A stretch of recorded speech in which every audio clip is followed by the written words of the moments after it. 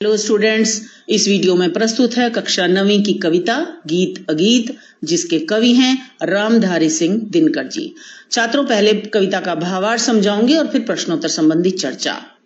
गाकर गीत विरह की तटिनी वेगवती बहती जाती है, दिल हल्का कर लेने को उपलों से कुछ कहती जाती है। तटिनी का अर्थ है नदी। तो यहाँ कवि कहते हैं कि नदी पहाड़ों से बिछड़कर सागर से मिलने के लिए तेज गति से, वेगवती भी नदी को कहा गया है क्योंकि वो प्रेशर के साथ बहती है, पानी प्रेशर के साथ बहता है, अपना दिल हल्का कर लेने को उपलों से कुछ कहती है। और उसके मन में जो विरह का दुख है, वह उस दुख को कम करने के लिए, उस दुख को व्यक्त करने के लिए कलकल की ध्वनि में उपलों से यानी कि तटों से, किनारों से कुछ कहती जाती है। ऐसा प्रतीत होता है मानो कल कल की आवाज में वो अपना दुख बता रही है तटों से। तट पर एक गुलाब सोचता, देते स्वर यदि मुझे विधाता, अपने पतझड़ के सपनों का मैं भी जग को गीत सुनाता। विधाता का अर्थ है ईश्वर, प्रभु। कवि कहते हैं आगे कि तट के ऊपर है ना एक गुलाब खड़ा है जो सोचता है कि यदि ईश्वर ने उसे भी स्वर दिए होते, उसे भी वाणी दी होती, आवाज दी होती, तो वह भी अपना दुख लोगों को सुनाता जो वह पतझड़ के दिनों में झेलता है। क्योंकि पतझड़ में फूल नहीं आते, है ना, और बिल्कुल एकदम जो पेड़ होता है पूरा पत्तियों से भी पूरा झड़ सा जाता है। तो वो यही बात कह रहा है। गागा कर बह रही निर्झरी, पाटल मुख खड़ा तट पर है। कवि कहता है कि नदी गाकर अपना दुख बता रही है, व्यक्त कर रही है, जबकि मूक खड़ा है। कौन? पाटल। पाटल का अर्थ भी होता है गुलाब, जबकि गुलाब तट पर मौन खड़ा है, चुप खड़ा है। कवि यह प्रश्न करता है, गीत अगीत कौन सुंदर है? कवि कहता है कि नदी का गीत सुंदर है या गुलाब का अगीत जो गाया नहीं जा रहा लेकिन महसूस किया जा रहा है। कहने का भाव ये है कि गीत और अगीत दोनों सुंदर हैं। बैठा शुक उस घनी डाल पर जो खोते पर छाया देती। कवि कहता है कि शुक यानी तोता उस घनी डाल के ऊपर बैठा हुआ है जो खोते अर्थात घोंसले को छाया प्रदान कर रही है। और पंख फुला नीचे खोते में शुकी बैठ अंडे है सेती। और उस घोंसले में अपने पंख फुलाकर मादा तोता, शुकी का अर्थ है मादा तोता, बैठकर अंडे से रही है। गाता शुक जब किरण वसंती, छूती अंग पर्ण से छन कर। कवि कहता है जब वसंत ऋतु में सूर्य की सुनहरी किरणें उस पर पड़ती हैं तो क्या होता है, तो उसका जो मन है वो बहुत प्रसन्न हो जाता है। किसका? तोते का। और वह तोता प्रसन्न होकर गीत गाता है। किंतु शुकी के गीत उमड़ कर रह जाते स्नेह में सनकर। परंतु मादा तोता के गीत स्नेह में, प्रेम में भीग कर, प्रेम से भरे हुए ही मन में ही रह जाते हैं। उमड़ते जरूर है उसके हृदय में, परंतु वे मन में ही रह जाते हैं। शुकी के मन में मातृत्व का प्रेम भी उत्पन्न हो रहा है क्योंकि वो अंडे से रही है, तो उसका मन मातृत्व से भरा हुआ है, ममता से भरा हुआ है, मन में ही उसके गीत रह जाते हैं। गूंज रहा शुक का स्वर मन में, फूला मग्न शुकी का पर है। तोते का स्वर पूरे वन में गूंज रहा है, परंतु मादा तोता का मन भी मातृत्व से, ममता से फूल तो रहा है, परंतु वह मन में ही समाया हुआ है, वो सुनाई नहीं पड़ रहा। ये सुनाई किनको पड़ता है? अगीत। शुकी का जो है वो अगीत है। वो किसको समझ में आता है? जो लोग संवेदनशील होते हैं, है ना। तो कवि कहता है, फिर ये प्रश्न कर रहा है कवि कि गीत अगीत कौन सुंदर है, कि तोते का गाया हुआ गीत सुंदर है या फिर मादा तोता का अगीत सुंदर है। कहने का भाव ये है कि गीत भी सुंदर है और अगीत भी सुंदर है, दोनों अपनी जगह महत्व रखते हैं। दो प्रेमी हैं यहाँ, एक जब बड़े सांझ आल्हा गाता है। सांझ का अर्थ है संध्या, शाम। आल्हा एक प्रकार का लोकगीत है। कवि कहता है कि सांझ के समय प्रेमी जब आल्हा गीत गाता है तो क्या होता है, पहला स्वर उसकी राधा को घर से यहीं खींच लाता है। तो जब वो गीत गाना शुरू ही करता है तो उसके गीत के बोल उसकी प्रेमिका तक पहुंच जाते हैं। वह उन्हें सुनती है और उनसे ही आकर्षित होकर वह खींची चली आती है, उसके निकट खींची चली आती है। यानी उसके गीत में, उसके प्रेम के गीत में, आला के गीत में इतनी कशिश होती है कि वह घर से खींची चली आती है। चोरी चोरी छिपकर सुनती है, हुई ना क्यों मैं कड़ी गीत की विधना, यूं मन में गुनती है। विधना करते ईश्वर, और कड़ी होता है जो गीत की पंक्ति बार बार आती है। जब हम कोई गाना सुनते हैं तो हम देखते हैं ना कि कोई पंक्ति होती है वो बार बार रिपीट होती है, एक स्टैंजा आता है फिर पंक्ति वो रिपीट होती है, उसे कहते हैं कड़ी। तो वो चोरी चोरी, क्यों चोरी चोरी? वो इसलिए क्योंकि उसे घर की मान मर्यादा इज्जत का थोड़ा ख्याल है प्रेमिका को, तो वो समाज का ख्याल करते हुए नीम के पेड़ की घनी छाया में चुपके चुपके उसका गीत सुनती है और यह सोचती है कि काश मैं भी इस गीत की कड़ी होती। अगर ईश्वर ऐसा करता तो कितना अच्छा होता, है ना? ऐसा क्यों ना हो सका। वह गाता पर किसी वेग से फूल रहा, इसका अंतर है।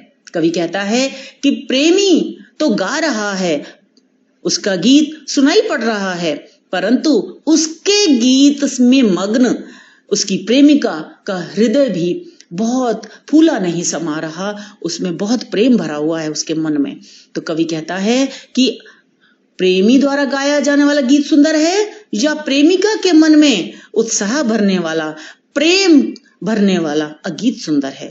कहने का भाव यह है कि गीत भी सुंदर है और गीत भी सुंदर है। आइए छात्रों, अब प्रश्नोत्तर संबंधी चर्चा। पहला प्रश्न, नदी का किनारों से कुछ कहते हुए बहते जाने पर गुलाब क्या सोच रहा है, उससे संबंधित पंक्तियों को लिखिए।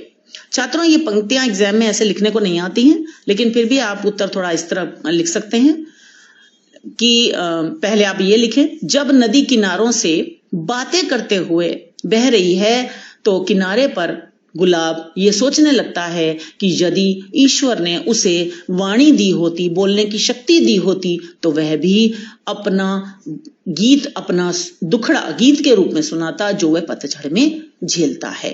और उससे संबंधित पंक्तियां ऐसे हैं, देते स्वर यदि मुझे विधाता, अपने पतझड़ के सपनों का मैं भी जग को गीत सुनाता। अगला प्रश्न, जब शुक गाता है तो शुकी के हृदय पर क्या प्रभाव पड़ता है?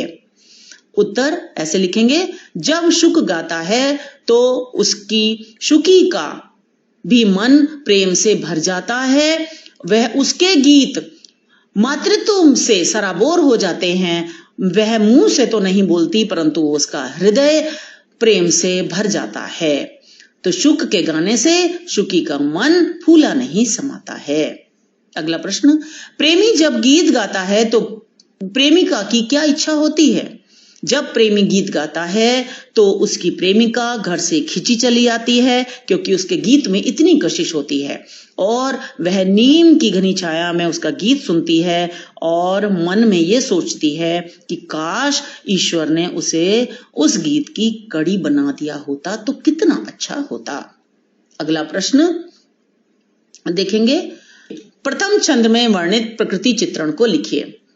कवि कहते हैं कि नदी कल कल के स्वर में बह रही है और उसी मधुर स्वर में वह अपनी व्यथा किनारों को सुना रही है। वहीं किनारे पर खड़ा एक गुलाब मौन है। वह ऐसा लगता है कि सोच रहा है कि यदि ईश्वर ने उसे स्वर दिए होते, उसे वाणी दी होती, तो वह भी अपना कष्ट दुनिया को सुनाता जो वह पतझड़ के दिनों में झेलता है, क्योंकि पतझड़ आने पर उसके जीवन में शून्यता आ जाती है। अगला प्रश्न, प्रकृति के साथ पशु पक्षियों के संबंध की व्याख्या कीजिए। पशु पक्षियों का प्रकृति के साथ एक अटूट रिश्ता होता है। वे उसके हर मौसम का आनंद लेते हैं। कविता में कहा गया है, गाता शुक जब किरण वसंती, छूती अंग पर्ण से छनकर। अर्थात वसंत ऋतु कि सूर्य की किरणें जब शुक को छूती हैं, है ना, तो वह प्रसन्नता से भर जाता है और गीत गाने लगता है। कवि ने यह भी कहा है कि शुक शुकी पेड़ पर घोंसला बनाते हैं और शुकी उसमें अपने अंडे सेती है। वास्तव में पेड़ पौधे ही पशु पक्षियों के निवास स्थल हैं और वही उनके जीवन के आधार भी हैं। अगला प्रश्न, मनुष्य को प्रकृति किस रूप में आंदोलित करती है? मनुष्य को प्रकृति हर रूप में आंदोलित करती है। नदी का कल कल करते हुए बहना, नदियों द्वारा सहज स्वाभाविक रूप से किनारों को छूते हुए उसके कानों में कुछ कहना, फूल के गीत सुनाने की कामना करना तथा पशु पक्षियों का अपने बच्चों के प्रति ममता का भाव, है ना, आदि प्रकृति के ही रूप हैं जो मनुष्य को छू लेते हैं, मनुष्य के मन को सराबोर कर लेते हैं। संध्या के समय स्वाभाविक रूप से प्रेमी का मन आह्ला गाने के लिए मचल उठता है, वह संध्या के समय की मधुरता है। ऐसे ही मनुष्य को प्रकृति आंदोलित करती है। अगला प्रश्न, सभी कुछ गीत है, अगीत कुछ नहीं होता, कुछ अगीत भी होता है क्या? स्पष्ट कीजिए। गीत अगीत में थोड़ा अंतर होता है। मन के भावों को गाकर प्रकट करने को गीत कहते हैं और मन ही मन गीत का जो अनुभव होता है, मन में जो भावनाएं उत्पन्न होती हैं, उसे अगीत कहते हैं। नदी का कल कल के स्वर में बहना, शुक का गीत गाना और प्रेमी का आल्हा गाना गीत कहलाता है। इसके विपरीत गुलाब का सोचना, शुकी के मन में ममता के भाव उमड़ना तथा प्रेमिका का मन प्रेम और लज्जा से भर उठना परंतु हृदय में प्रेम अनुभव करना आदि अगीत हैं। इसका कोई अस्तित्व नहीं है। अगीत होता है, हम ये नहीं कह सकते कि अगीत नहीं होता, परंतु उसका सबके समक्ष दृष्टिगोचर अस्तित्व नहीं होता, वह छुपा हुआ होता है। किंतु केवल संवेदनशील प्राणी ही अगीत को सुन और समझ सकते हैं। अंतिम प्रश्न है, गीत अगीत के केंद्रीय भाव को लिखिए। प्रस्तुत कविता गीत अगीत में प्रकृति के सौंदर्य के अतिरिक्त जीव जंतुओं के ममत्व, मानवीय राग और प्रेम भाव का सजीव चित्रण हुआ है। कवि को नदी के बहाव में गीत का सृजन होता जान पड़ता है और शुकी के कार्यकलापों में भी गीत सुनाई देता है। इसके अतिरिक्त ग्वाल बाल को आल्हा गीत में ही डूबा हुआ दिखाया गया है। कवि का मानना है कि नदी और शुक गीत का सृजन भले ही न कर रहे हों, लेकिन वास्तविकता यह है कि गीत का सृजन और गान दोनों ही हो रहे हैं। छात्रों, मुझे आशा है कि आपको कविता का भावार्थ और प्रश्नोत्तर समझ में आ गए होंगे। इस वीडियो को लाइक करें, दोस्तों के साथ शेयर करें और सब्सक्राइब करना ना भूलें। तो मिलते हैं अगली वीडियो में। नमस्कार।